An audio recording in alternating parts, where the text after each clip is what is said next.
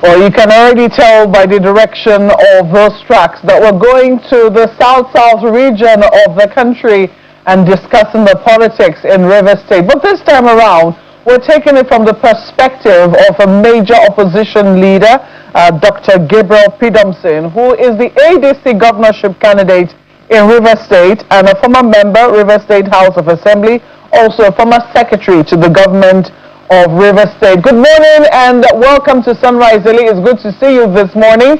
I'm sure that you must be following very clearly what has been happening politically within the PDP, the APC, and now what we call a rainbow coalition. Where would you say that leaves members like you, who I believe must have been a part of that political family before now, but now are now on your own as, well, maybe not on your own, a part of another political family, as a matter of fact, because I do know that the former governor, who is the deputy or the vice presidential candidate of the ADC, is from Rivers State. Where does that leave your political party, the ADC, in terms of all of the arrangement that is happening within the PDP and the APC?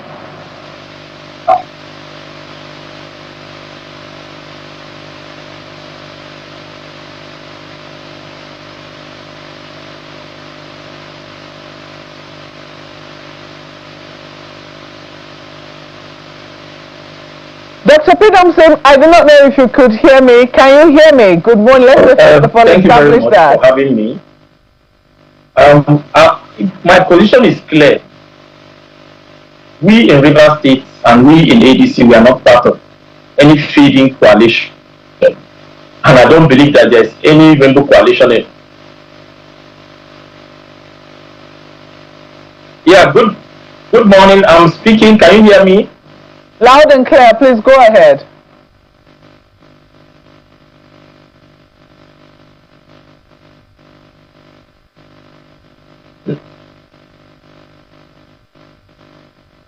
There is no rainbow, there is a fading rainbow coalition. And we,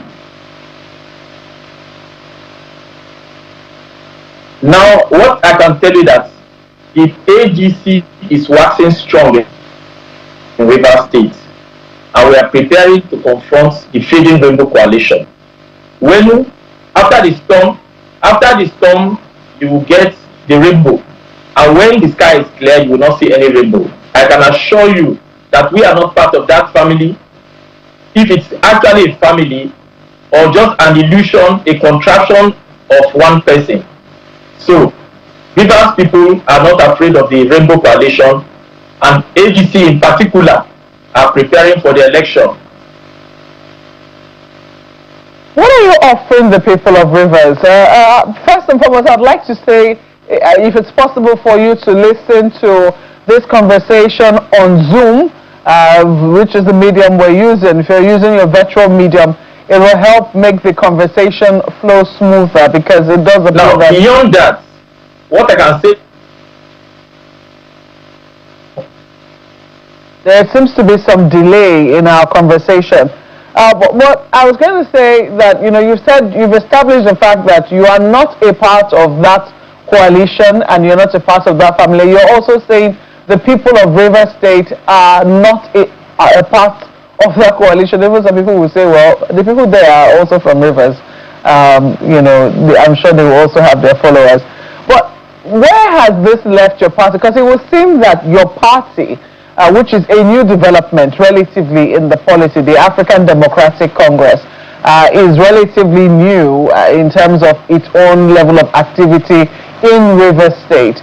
Where has your party been all of this while, and how do you think you will be able to sell yourself to the people of Rivers as perhaps a viable alternative to what this coalition is promising?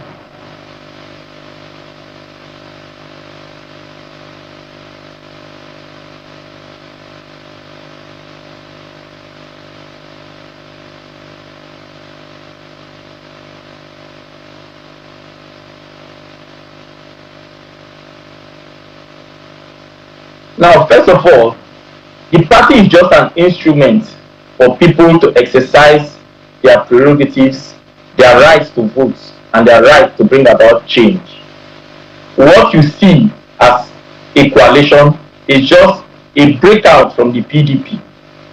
They are now part of APC. Majority of the people that were in in APC, have now moved to ADC. Some persons that were in PDP are now, like people like us, we are in PDP, we are now in ADC. So you have the structure of Nyesom Wike that is now the Rainbow Coalition, scattered into several parties. So when people talk about Rainbow Coalition in different parties, or parties that are not having structures in all the local governments, all you see there are persons who were breakouts from PDP and some few people that are in APC coming together to form a coalition spread across several parties. So the APC is well positioned to confront the challenges that are ahead, because that is supposed to be the real coalition, the coalition of Rivers people who are seeking for change. You ask what I bring to the table. What I bring to the table is freedom for Rivers people, change for Rivers people, freedom from political hegemony, and change and freedom from oppression, freedom from one person taking decision on behalf of Rivers people. We are not going to accept it. And all Rivers people who are tired of political infrastructure and social capital decay are part of ADC. And so we are getting ready for the election, irrespective of what they are planning. We are ready. That's what I can tell you. And now is the time for change, and that change will certainly come on the day we cast our ballots, our votes. We've known that usually there is a propensity to violence in Rivers State. And some people are of the belief that could change with what we're now witnessing in Rivers State. Do you fear that, given the struggle that could come, or, the political calculations, that perhaps that could also be a factor as we go into 2027, the issue of violence?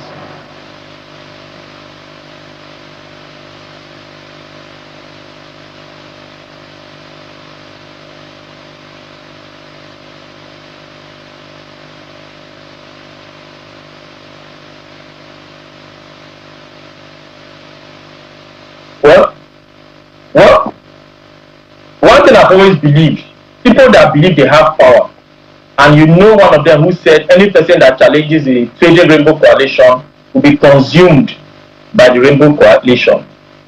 You can agree with me that when leaders start making such statements, they are preparing for violence, because they are sure that they are not popular. When somebody is popular, you don't need any violence in order to win an election. When you are sure the people are behind you, you will not instigate violence. But one thing I am sure about, any person that wants to consume others, the land of Rivers State will open and consume them.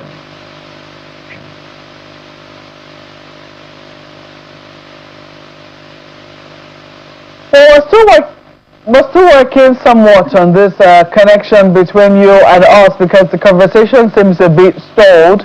I know my colleague Ayo has a few questions for you from Lagos. Let's perhaps take it there and see if the connection from them might be better. Well, thank you, Marquette. Dr. Pidomson, can you hear me, sir?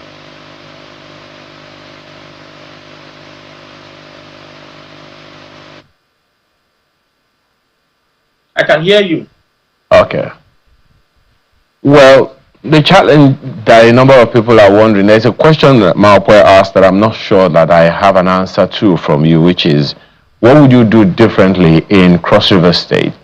What we have seen, the information people give, from as far as the impression people get as far as River State is concerned, is that from one successive government to another, there is always a tiff between the incumbent and the predecessor.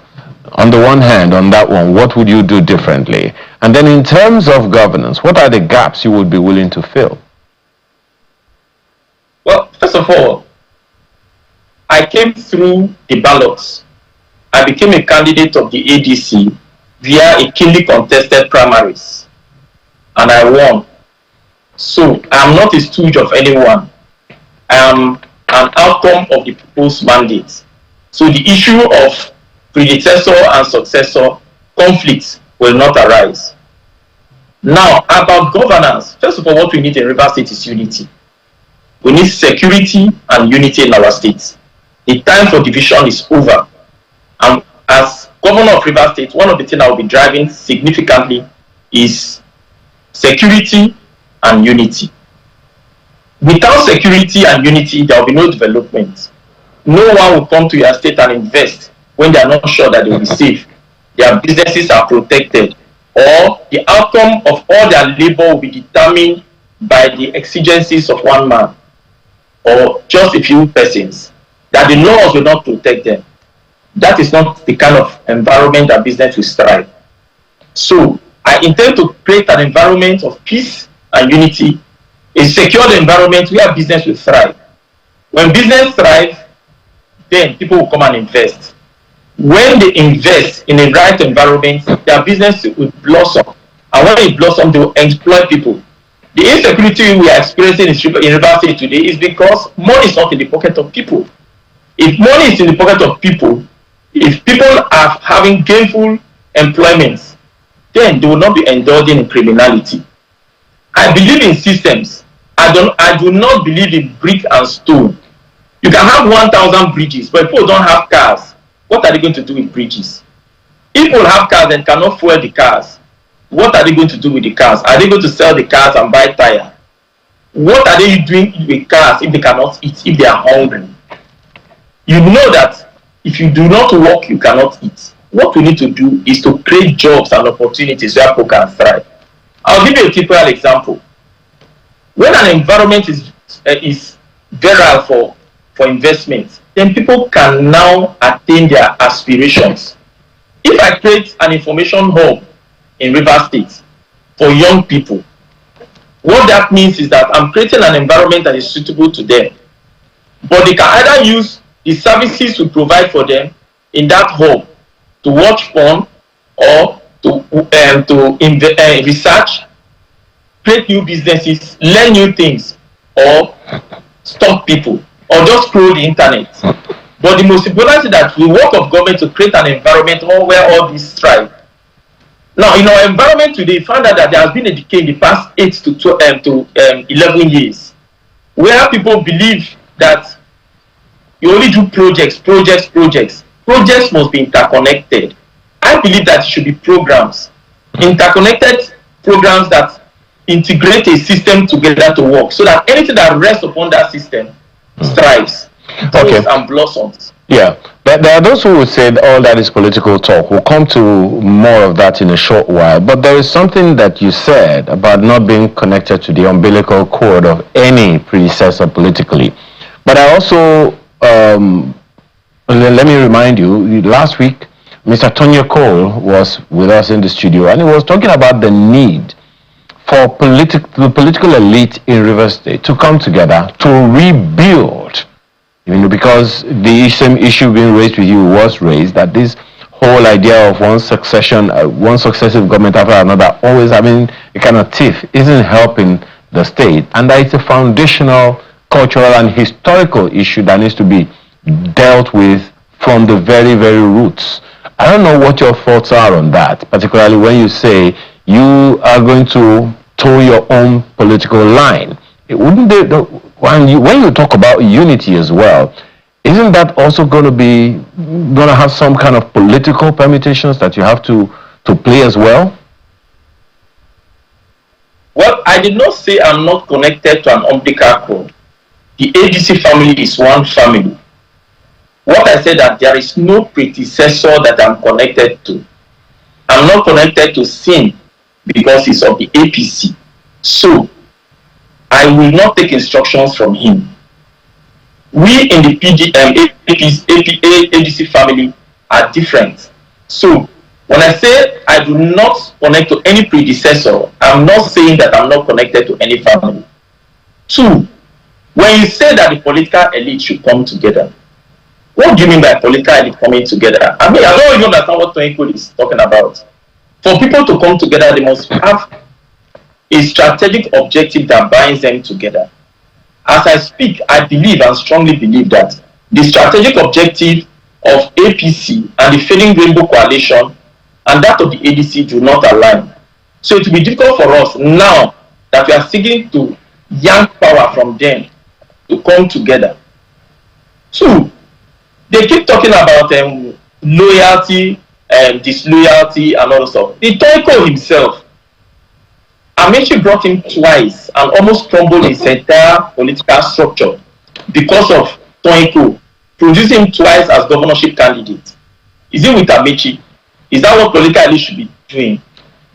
Politics also demands loyalty, but not loyalty without a clear direction. Is the direction of the state that is being channeled or pioneered by APC today, is that where we want to go? Is that the kind of loyalty we need in Rivers State? Okay. Is it fighting the government, having House Assembly members fighting the governor? Is it the kind of government that we want? Is that the kind of loyalty or the type of unity that we need among political elites? Are we talking about elites who are now highly beset by what is described as the Stockholm syndrome? They do not like their leaders. They don't like what is happening, but they cannot come out to speak. Well, clearly, your position on this matter is unequivocal and undeniable. I guess the coming days will come, and we hope to be able to host you again as the days build up. Dr. Gabriel Peterson is the ADC governorship candidate in Rivers State. We appreciate your time this morning. Thank you very much.